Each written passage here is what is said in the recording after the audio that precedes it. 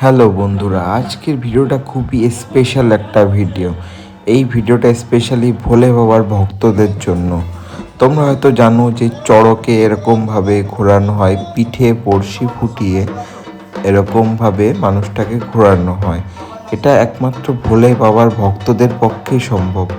তো ভিডিওটা পুরোটা দেখো, যারা এবার 2025-এর চড়কের ঘোরানোটা দেখোনি।